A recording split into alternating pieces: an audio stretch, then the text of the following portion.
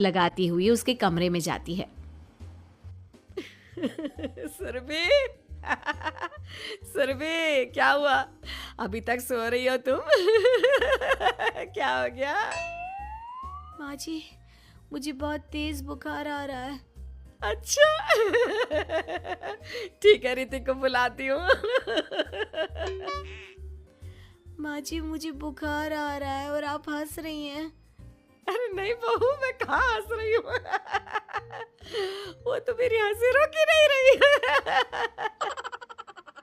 माँ जी, जब आपकी तबीयत खराब होती है तो मैं आपका कितना ख्याल रखती हूँ और आप मुझ पर हंस रही हो। चली जाओ आप यहाँ से। बहू सुन तो सही। नहीं माँ जी, आप जाओ यहाँ से। अब तो आपके बेटे ही आपसे बात करेंगे और मैं पापा जी को भी बताऊंगी कि आजकल आप क्या कर रही हैं। जब ऋतिक घर आया तो सुरभि ने उसे सारी बात बताई। मुझे तुम्हारी बात पर विश्वास नहीं हो रहा। माँ तो तुमसे बहुत प्यार करती है, फिर वो तुम्हारा और तुम्हारे घर वालों का मजाक क्यों उड़ाएंगी? खैर अभी छोड़ो इस बात को, अभी तो तुम मेरे साथ चलो, तुम्हारी दवाई ले आते हैं। कुछ दिन में सुरभि ठीक हो गई। एक दिन ऋतिक को पता चला कि उसकी मौसी के बेटे राहुल की तबीयत बहुत खराब है, तो वो अपनी माँ और पत्नी को लेकर हॉस्पिटल पहुंचा। मौसी जी, कैसे हैं राहुल भैया? बेटी, इतने दिन हो गए मेरे राहुल को बीमार हुए, लेकिन उसकी तबीयत में कोई सुधार नहीं आ रहा। अरे छोटी, हुआ क्या है राहुल बेटे को? कुछ बता तो सही। माँ, आप हंस क्यों रही हो? कहाँ हंस रही हो बेटा? मैं तो अपनी बहन के बेटे के लिए परेशान हूँ। माँ, ये क्या तरीका है? रहने दे बेटा, ये तो मैंने सुना था कि मुसीबत में साया भी साथ छोड़कर चला जाता है। आज मैंने देख भी लिया। अरे नहीं बहन, मैंने ऋतिक और राहुल में ना कभी कोई फर्क नहीं किया। फर्क तो दिख रहा है कुसुम दीदी।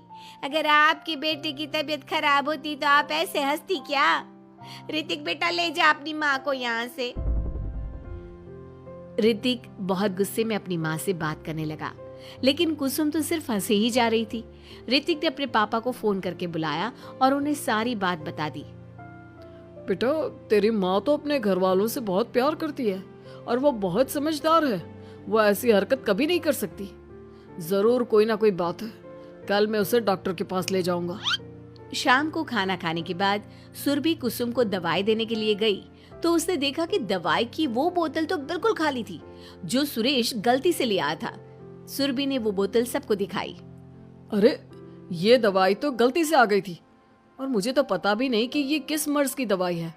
कुसुम, क्या तुमने ये दवाई पी थी? हाँ जी, एक दिन जब वो काम में लगी थी ना, तो मैंने ये दवाई पी कर देखी थी। मुझे दवाई बहुत स्वादिष्ट लगी तो मैंने सारी पी ली। माँ, आपको दवाई स्वादिष्ट लगी? अरे आप भी बच्चों जैसी बात करती हो। ऐसे कोई भी दवाई नहीं पीनी चाहिए, इससे कोई बड़ा नुकसान भी हो सकता है। मैं अभी डॉक्टर से पूछ कर आता हूँ। ऋतिक डॉक्टर के पास गया और कुछ देर में वापस घर आकर सबको बताया।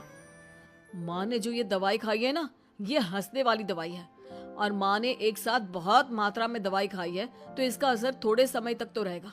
उसके बाद माँ बिल्कुल ठीक हो जाएगी। अच्छा हुआ जो तू डॉक्टर से पूछ कर आया, नहीं तो हंसते हंसते मेरा पेट ही दुख गया है।